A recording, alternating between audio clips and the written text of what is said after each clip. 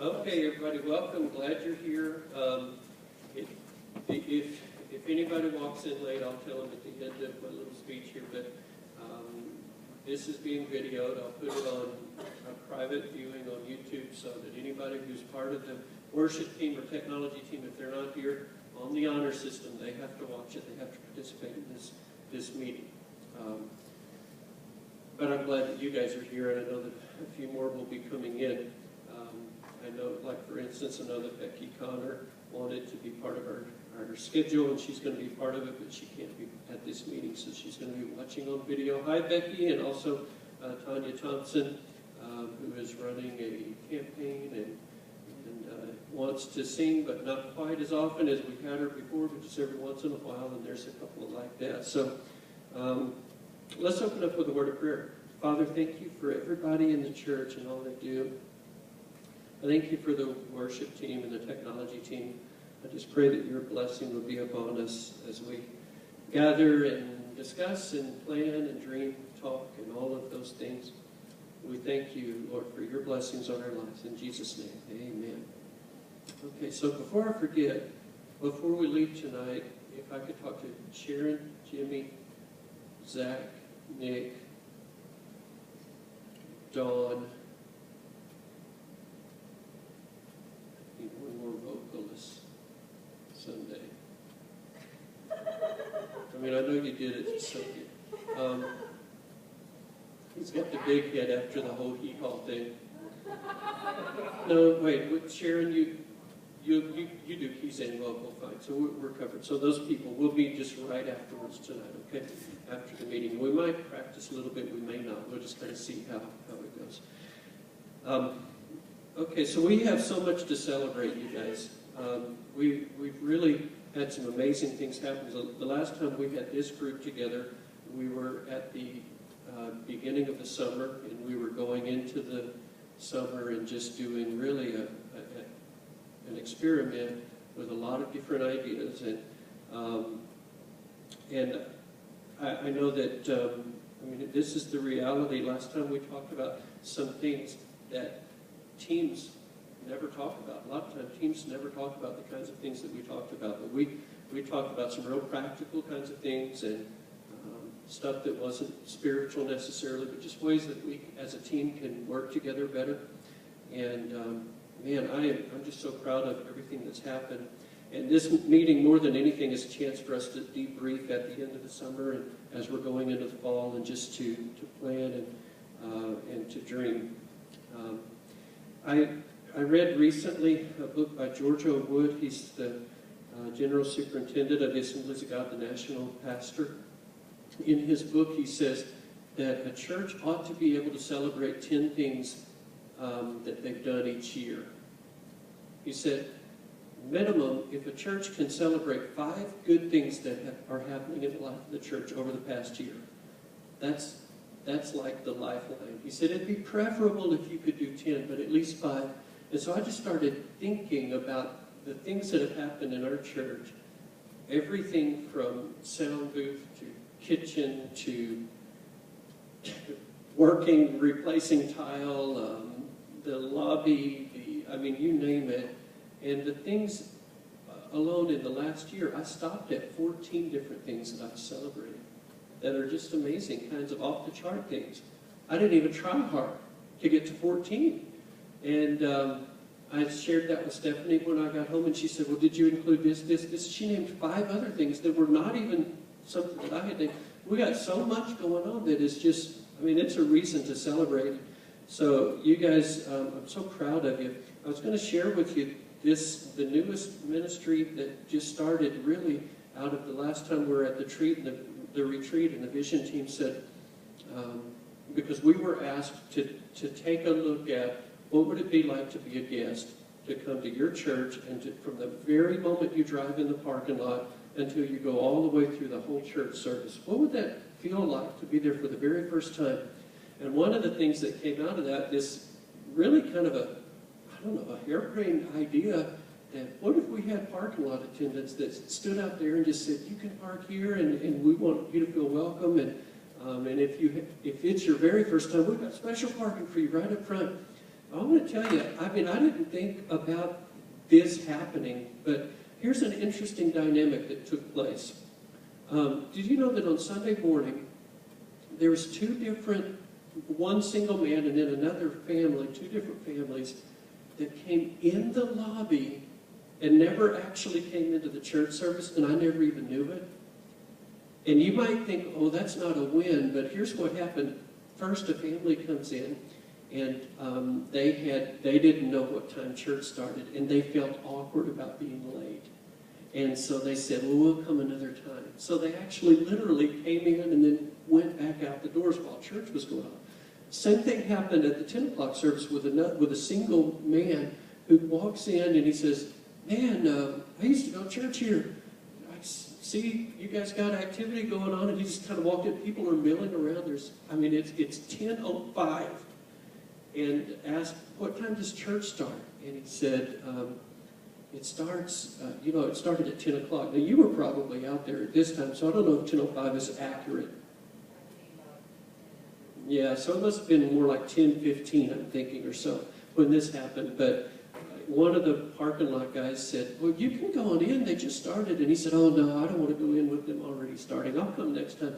But left out of the parking lot. And both of those happened because of visible, just seeing that something was happening. There's people in the parking lot. The doors are open. There's activity. People are coming and going.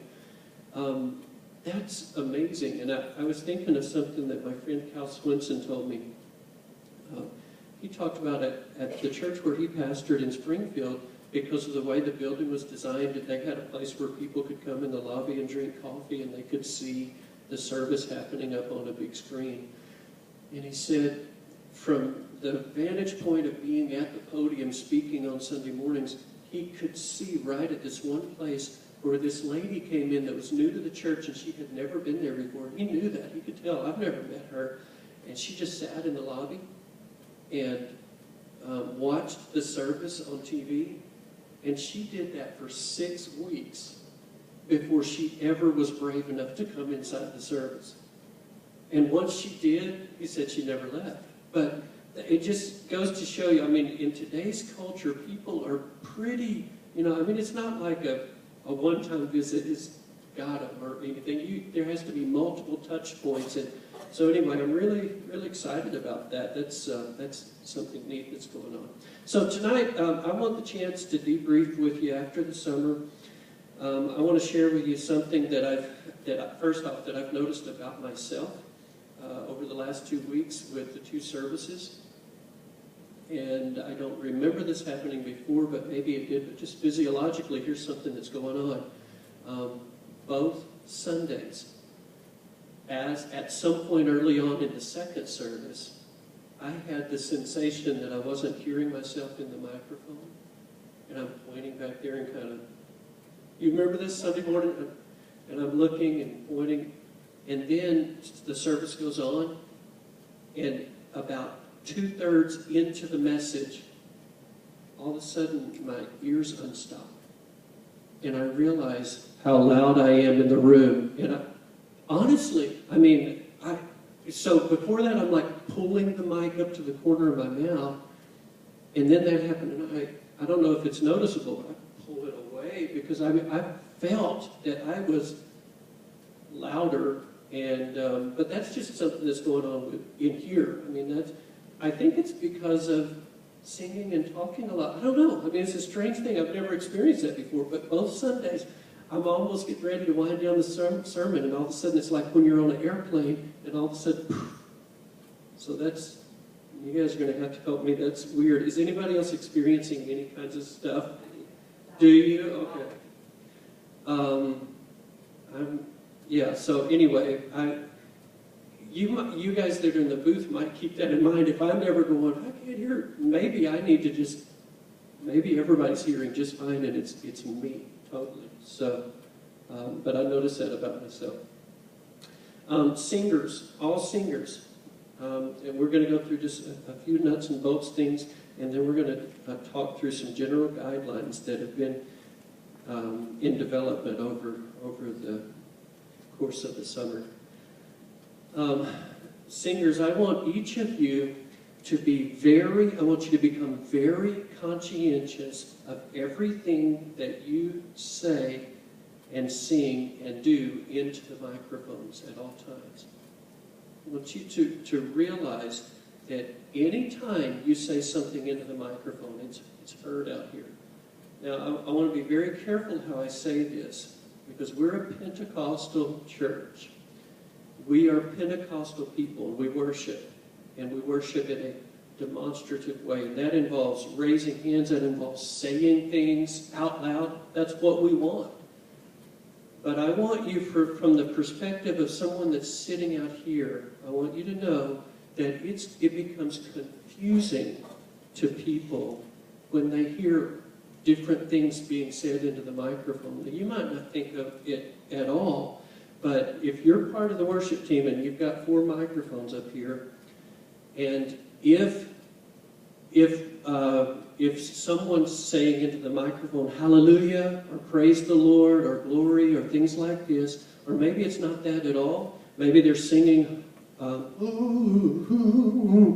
whatever we're doing, anytime anybody's in the microphone, it becomes confusing to the people who are out there going, wait, who is leading in this moment? It feels a little weird. So here's what I want you to do. I want you to practice this as a team. I'm not saying don't worship, but I am saying anytime that it's, especially when it's in between the songs, here's what I want you to do. This right here. That's for all the singers except for the leader. And I want you to know why that's so important. When I came as the pastor, just from day one, even in the interview process, I was very clear about who I am and who we are and what our style is and all of those kinds of things. And from day one, it is that, the model of ministry that I want to use is a contemporary approach. That's who I am. I want to be true to that. And so I want you to know, and hear it from me, if whoever is leading worship on that particular day, if they don't say something in between the songs, it's okay. And don't feel like that we have to fill up that space. Does that make sense? Don't feel like there's not something being said. I've got to say something into the microphone, or else they're going to think that something's not happening. I am perfectly comfortable with the mics being down here in between the songs, and if there's exhortations of praise, we welcome that. Obviously, when people are out here worshiping, we want them to worship, but they don't all have a microphone. So be very conscientious at all times of how powerful this thing is. Okay? And so, as a standing thing, the mic comes down here in between the songs. And if you're being very vocal and loud, be aware that that comes through too. So just be conscientious of that. And that is something that I'm really comfortable with. I've told our worship leaders and potential worship leaders that for me, I would rather less be said and for it to be more meaningful. I don't want there to be something said between each song. I want it to just flow, and if they say nothing on that day, that's fine. Or if they have one thing that's like something special that they want to share that day, then that's fine. But that again is just a logistical kind of a thing. So anytime there's sound coming through the mics, and there's sound coming at the same time from multiple microphones, that can become confusing. Okay? So does everybody understand what I'm saying? I want you to be here, and especially if you've got one of the wraparound headsets, if you're not the lead guy, be very careful, pull it away.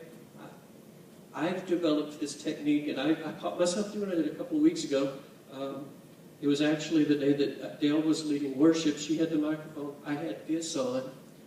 And I was in between the songs going, praise the Lord, hallelujah. Then I realized it's coming out here. So I've developed this technique, and I've used it lots of times, and I encourage you, if you've got one of these mics, mouth the words, really mean it. But you're not shouting into the mic. Does that make sense? So I hope that's okay with everyone to understand. That's my heart on it. Is there any questions about that? There's other things I want to say before we move on. Anybody with any feedback or ideas or comments about that? Okay. I wanted to talk through just the logistics of the two services. Well, you know, what about the demands on our energy? It takes more energy to pull it off. What about, are you guys doing okay with at 7:55 we're ready to go, ready to practice and try to get a good 20 minutes in? That's been the goal. Like even this last Sunday, who would have known? We practiced Saturday night. My guitar was working great. We come in Sunday morning, it didn't work at all. You know, it needed a new battery, but stuff like that happens. But the goal of being there at 7:55, are we doing okay with that? Some of you it hits more than others. Some of you you're on duty that day and you're not on duty the next week. Others of you you're on duty a lot. And I just want to get feedback from you. And I think I like what's been happening with some of you that are doing the regular weekly rotation during that second service, slipping out, maybe going down the street and getting a coffee or whatever and coming back. If it works, that's fine. I worry about like the tech crew and computer people and the sound booth and all that, but at least you're not on duty every week. Although what I'm realizing is some of you are on duty somewhere, someplace every week, maybe doing something totally different. It takes a lot more energy, but is it going okay so far? We've only done 2 weeks of it. How do you guys feel about it? Yeah? Okay. See, that's kind of what I was thinking. We've changed our model, but we had been getting here early anyways. And so I'm hoping that, you know, that works well. Any other thoughts about it? Darren, this coming Sunday, is going to be here at 6 o'clock to get the baptism tank ready for us. I appreciate that, Darren. Get your little pub tent or something out back.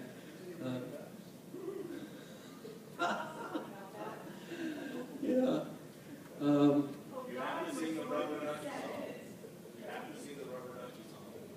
See, maybe that's it. I've been racking my brain trying to figure out what are we going to do for Doug Commander Day. I don't know yet. So, by the way, Larry and Jimmy and Zach, I got so many comments about the Hee Haw Quartet, and people are expecting to top that. I'm like, how do you top that? I mean, where do you go from there? You can only go down, right? Anyhow. Okay, so after this meeting's over, I want to meet with sound engineers only in the booth for a minute. Jimmy and anybody that runs that soundboard. And that should take just a couple of minutes. And then after that, anybody at all that ever runs the computer, only those people. If you run the computer, I'd like to meet with you for just a few minutes. And then, let's see, from this group, before we leave tonight, I already mentioned like people for getting together for this coming Sunday's worship band. I wanted to talk to some people about the health fair. Shelley is not here tonight. She can't be here tonight. Shelley's another one. But she's a nurse. Heather's a nurse. Heather can't be here. I'll do that privately. I'll pull them together. I think we have 4 nurses. Nancy, who am I missing? There's somebody else obvious, but our health fair that's coming up. I was hoping to pull minds together and talk a little bit before we leave. Okay.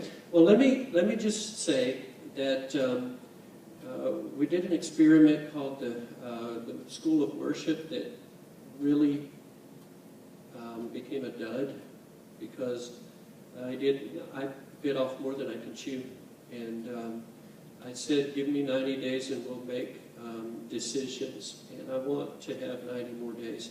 because I still want to have, there's still things that I want to share in the School of Worship, but there simply was not enough time to really pull it off with all the major kinds of shifts that are happening.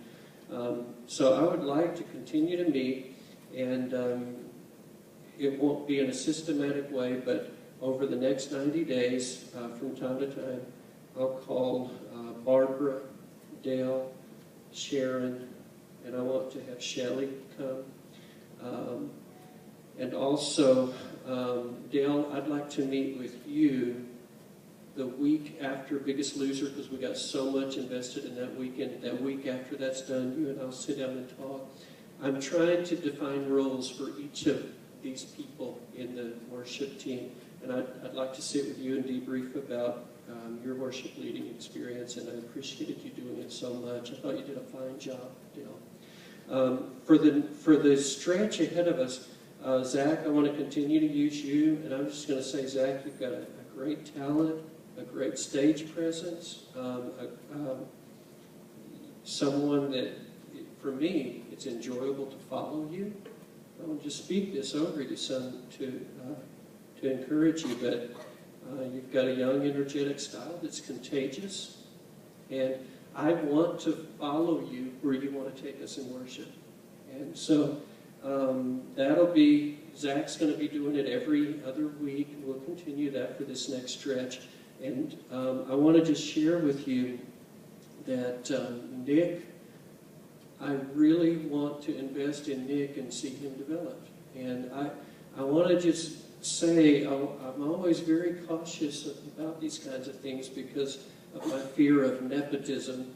But as I read the Chronicles and I see that music in particular was a gift that was handed down from sons to their sons to their sons, and I want these two guys to definitely be a part of where we're headed in the future. And I've been amazed, Nick, by you leading worship, and you're doing a great job with youth. And so from time to time, I want to give you an opportunity on a Sunday, but it'll be a rare thing, and something that we'll do once, and we'll just see how it goes and debrief, and then go forward from there.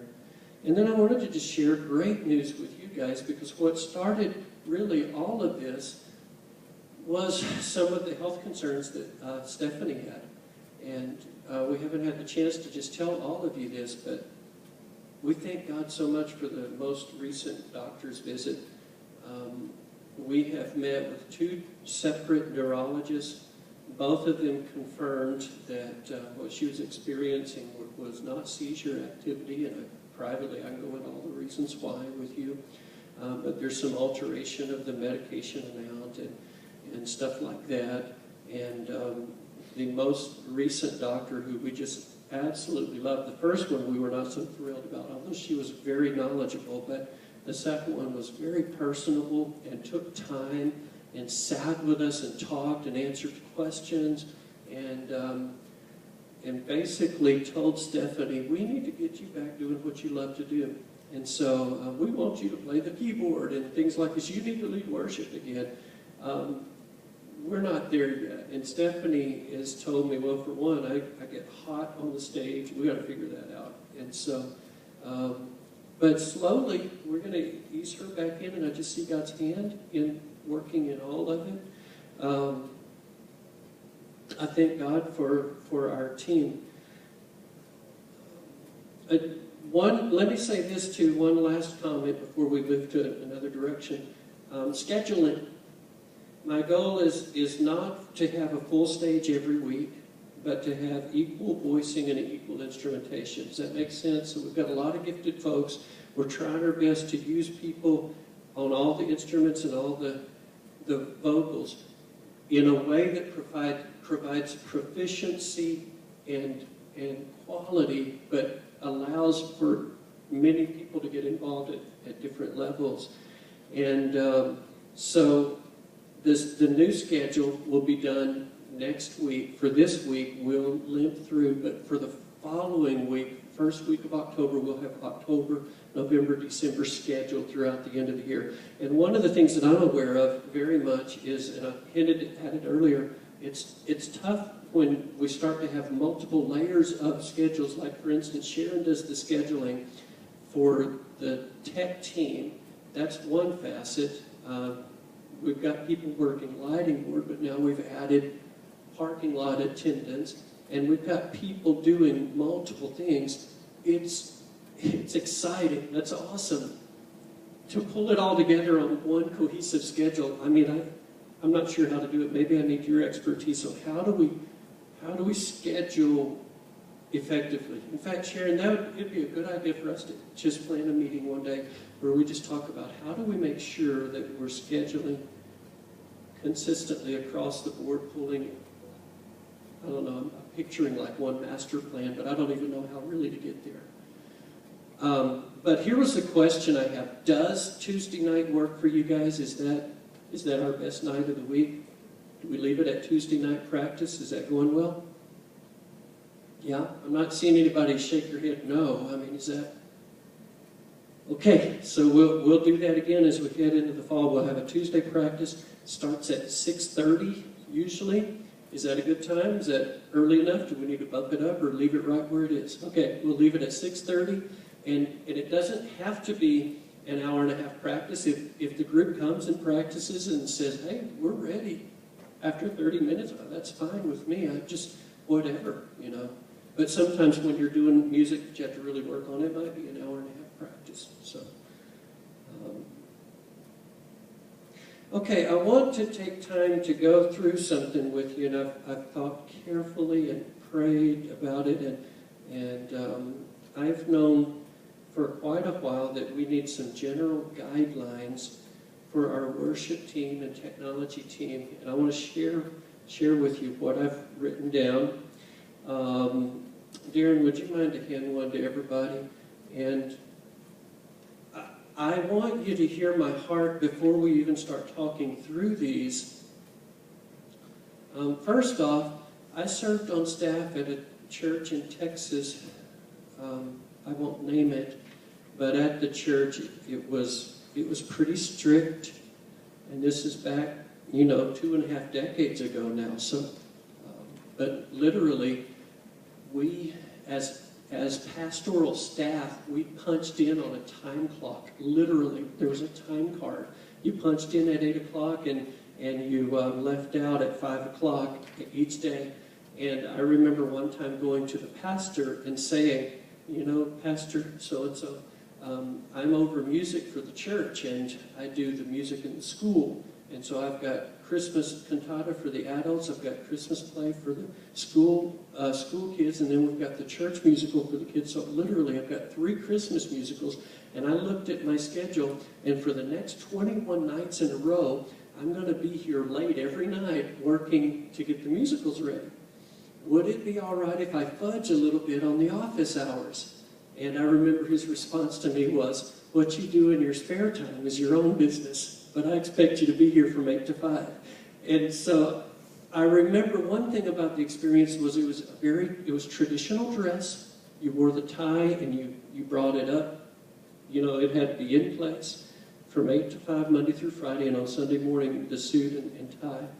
And so I've been part of that whole experience, and I understand that we're a more casual church. We bill ourselves as a contemporary and casual church. And as I've thought about it a lot, honestly, I'm so at ease with that. You guys, I'm at ease with people coming to church in shorts or t-shirts. That doesn't bother me. I'm at ease with people dressing up and looking nice. Whatever anybody wants to do, it's fine with me. To me, it's not so much a style choice that I want to target, but I want to talk to you about the importance of upfront ministry and modesty, and how very critical that is, whether you realize it or not, by virtue of being up here, and not so much in the booth. I mean, I know that people aren't looking at you back there, but they look up to you. They view you as leadership by virtue of involvement, but especially up here, just by virtue of being up on the stage, people are looking this way. And so I have prayed about these guidelines. There's 11 of them. General guidelines for BFA worship team, technology team.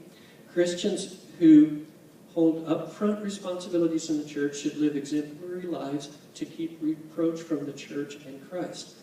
The following guidelines are to be followed by those who hold a position as a worship team or technology team member. 1, you must be an active attender of BFA for at least 3 months. I'm thrilled to tell you that very recently we've started using greeters out front who they have not been here 90 days, and it's something, this might be something we need to talk through as a church board, but we've numerous times said, boy, we don't want to bottleneck, and not allow people to get involved because of red tape. Now, with youth and children's ministries, you have to wait 6 months. I mean, that's mandated to us. That's just a safety issue. But for greeting or for maybe being in the parking lot or things like that, doesn't really require being here 90 days. Now, at this point, here's what we're saying. In the past, it's been 6 months, 120 days before you could get involved with anything in the church.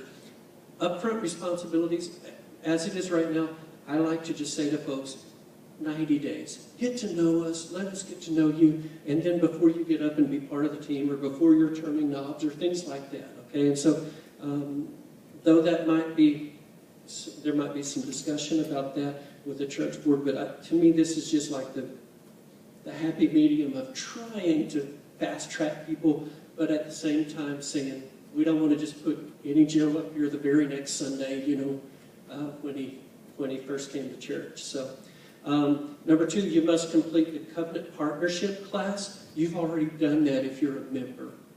It's kind of a change in terminology, but we're doing the covenant partnership class that I'm teaching. It's a 4-week class, and I'm thrilled to tell you it's on video, and so now it's on the website. And if anybody says, well, I can't be there on Wednesday night, that's fine. Just watch it on your own, on the honor system, and just, you can be part of the class that way. So if you're here and if you're not a member of the church, I think probably everybody is as I'm looking around the room, but if you're not, then go ahead and just participate in that covenant partnership class. But if you are a member, you've already had it. Number 3, be faithful to church services or special events held at BFA or sponsored by BFA. That's obvious, isn't it? I mean, if you're up front and you're part of the team and you're leading and you're singing and you're playing and stuff like that, then just be visible. That's all I'm saying. Don't be the kind of person that just comes and says, oh, I've done my gig and now I'm out. But be visibly involved with the ministries of the church. And number 4, be a consistent tither. The wording on that is a consistent tither is just, honestly, you guys probably know this. I don't know who tithes or who does not. Sometimes I know, but just because it comes up, but I don't look at the records. We've got a bookkeeper, we've got a church board, and in order for somebody to serve on the church board, then they must be a consistent giver. There must be a pattern of consistent tithing. But I'm probably not going to say to somebody, oh, we checked the books and you can't be on the worship team because I saw there was one Sunday where, nothing like that. But just a heart of giving that shows up, because I think that's important. 5, be loyal to the pastor and programs of BFA. That goes without saying. 6, agree to our 16 fundamental truths.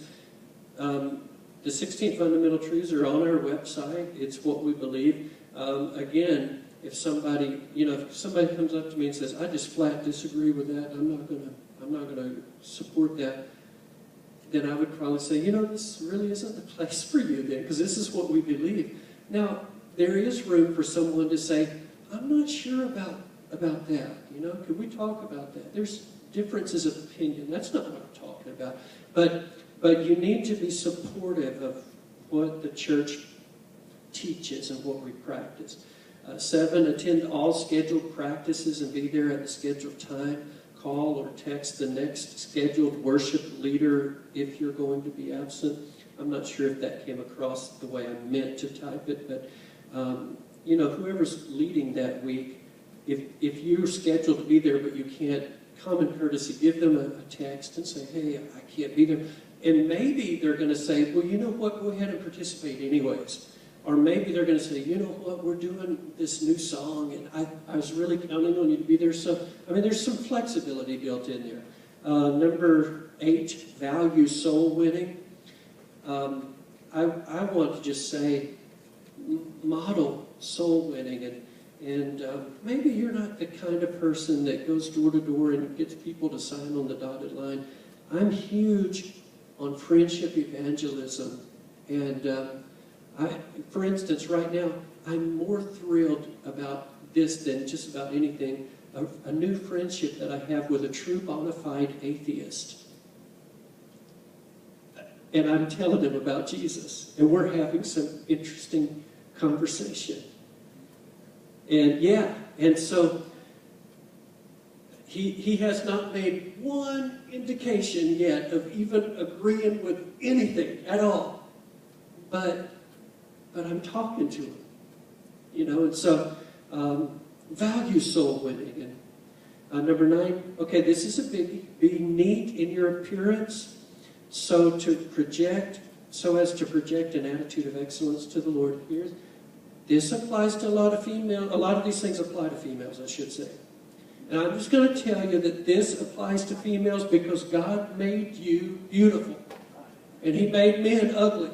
I'm sorry, that's the way He did it. Jimmy's looking at me, he's shocked. But some of it does apply to guys. And this is just, let me just say this. We are a casual, contemporary church.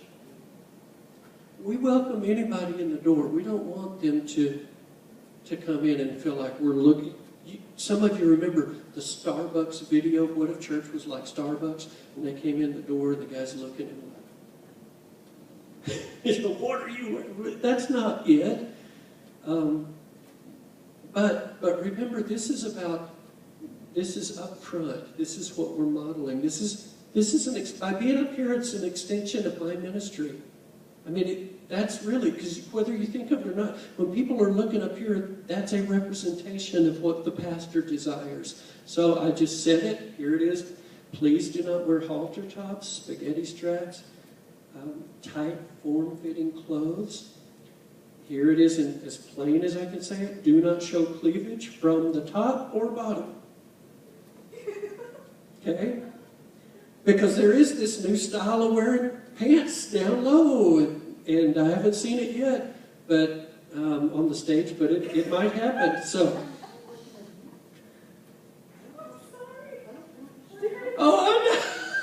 you crack me up. Jimmy has not been a problem. I'm going to go right on record as saying I've never even once seen that as a problem. I'm more talking about the hipsters who, Here's a statement, too, and I want to be, how do I say this? I value fashion, and I think it's important to be fashionable. I think that's to be trendy. That's nice, and it's something we want to model. But also, having said that, the last sentence here, be aware of how high heels make different impressions with different kinds of clothes. For instance, I shared this with Stephanie and got her input, and she kind of helped me to understand too. And we talked back and forth. And by the way, we agree 100%. She and I have talked, and we really feel like, yeah, we should probably do this. High heels won't look. I'm going to just say this word. Won't look risque with a long dress that's coming down. But you put those same high heels with tight, form-fitting jeans, and then they would kind of give a different look. Do you understand what I'm saying? So in other words, one pair of shoes might be just perfect, like with a a skirt that hits you like here or there, whatever. But then those same shoes, you put them with some ankle-choking pants, and now you've got the high heels, and you checking your game scores. Is that what you're doing?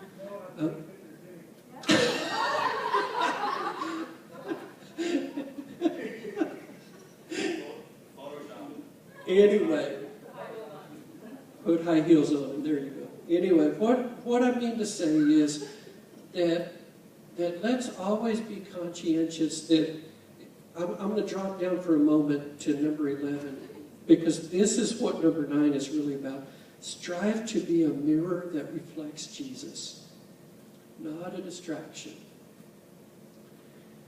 And so it's unfortunate that ladies have to even think this way, but ladies, men can never stop being men. I am one, I promise you 100% of the time, men are men.